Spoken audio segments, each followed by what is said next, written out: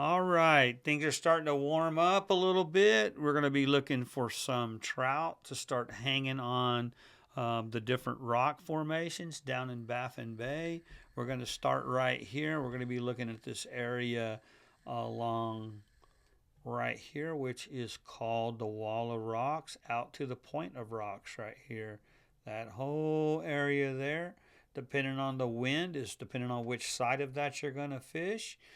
Be careful. There are numerous scattered, unmarked rocks in the Baffin Bay area. That is a nice disclaimer. I just want you guys to know and be careful. I do know there's a few rock piles very close to the intercoastal right here, a couple out in the middle of this.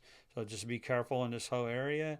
When you jump the intercoastal bar, make sure that you do it a little bit back in here, and then just use your trolling motor to get around in this area. Otherwise, if you're going to go to the other side, you're going to come over here to Rivera Channel. You're going to come up. Once you get past the point, you're going to come back in and start working the back side of this rock formation. On and around that area, I like using popping corks and shrimp. You will use about a 15-inch drop with a number 3 or 4 kell hook.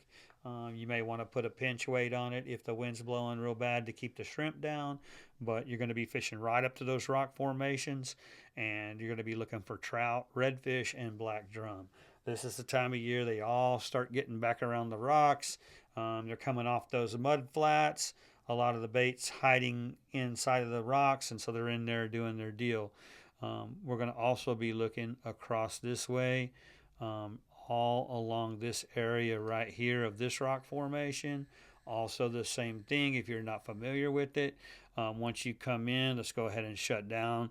Troll over to where it's showing the rocks on your GPS, and you're going to be throwing corks and shrimp up to those rock formations, and you're going to be looking for trout, redfish, and black drum all through there. I would say on the Penascal side, you're going to be more likely to catch your drum and trout. On the Wall of Rock side, you're going to be looking more for redfish, drum, and trout. But they all seem to be hanging in those areas there, and that's a good place to get started trying. And we will move on to the next spot from here. All right, moving right along, we're going to be talking about Yarborough, and we're going to be talking about this particular area right here, or what they call the middle grounds, up to the gutter, all in there as the tide falls every afternoon. You're going to be looking for redfish that are pulling off of the area known as the hole or the middle ground.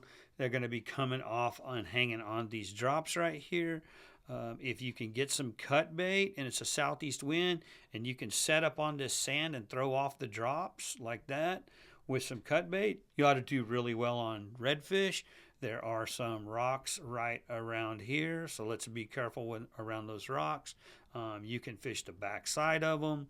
A lot of people will set waders out all through here fishing the gutter, and everybody's kind of looking for redfish in that whole area.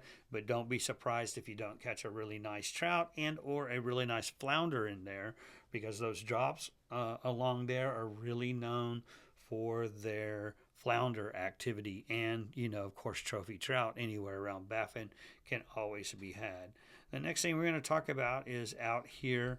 We're going to be looking at the backs of all these spoils right in here from about, I don't know, quarter of the way coming out of the land cut off the spoils. You're going to be looking on the back sides of these for speckled trout, a little bit deeper water. I like staying out in about the 4 foot of water, throwing up to the behind of the spoils, and you're going to be throwing popping corks and shrimp. You're going to be looking for some nice speckled trout through there. Remember, the speckled trout limits have dropped to 3 fish per person. That would be 15 to 20 inches. One trout over 30 can be retained per angler per day. I believe that's going to drop to a tag deal where you can only tag one a year, coming up very shortly. But anyway, we're just looking for those slot sized trout so we can get some nice fillets to feed mama. Anyway, that would be a good area. You could try to catch some trout. You can. The water's off colored right now, so I don't suggest lures, but you can try lures, and you can also use the 3-inch gulps underneath your popping corks. You don't have to buy shrimp for that area. If you get you some cut bait to fish the reds back on the middle ground, then you can get right in there and try to fish that area with popping corks and gulps. They work real well. They're not going to be as productive as shrimp, but they will work, and you can catch some nice fish on them. So good luck right in that area, and we'll be moving right along. If you're getting any type of days that are super windy, we're going to be looking right here on this Meadows drop and all the way around into this Compuertas area. There still are some black drums running through there. And then you can also maybe set some waders out through here and try to catch some redfish in this little bit shallower water. Remember, the tide will be falling in the afternoons or going in towards the nighttime. So you will want to kind of do that early as in the afternoon. These fish are all going to pull off onto these drops. Once they do that, it's probably good just to try shrimp, maybe on a cork or even out there on a Carolina rig. But that area has still been producing black drum, both areas, Compuerta and the Meadows, and then also some pretty nice redfish. Most of the trout I've caught through there have been dinks. That being said, the trout should really start showing up here definitely, early May. So hopefully we'll start getting in a bunch of keeper trout in that area. If you come along through here, we're going to be looking at the tide gauge bar right here, mainly waders. I'm talking to my wade fishermen. There still are some really quality trout hanging off the tide gauge bar. You can get out in probably about thigh deep water. They are still hitting corkies. They're like in the longer baits, your 5-inch Bass Assassins, your 5-inch Nortons, eel form and paddle tail forms, the down south lures. There's still a lot of quality trout being caught through the tide gauge bar. A lot of the 4, I've heard even up to almost 9-pound trout right now being caught there, but a lot of the 4 to 6 pound range is still there to be caught. I would fish that primarily on the days we're getting the north winds or it's a calm wind.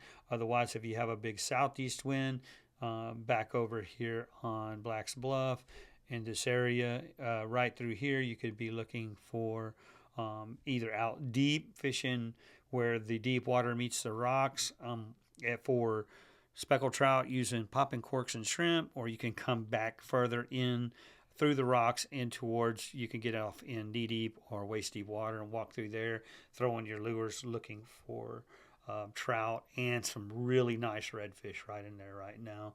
Good quality take home, good eaters, all in the Black's Bluff area. But you guys watch out for each other. Be safe.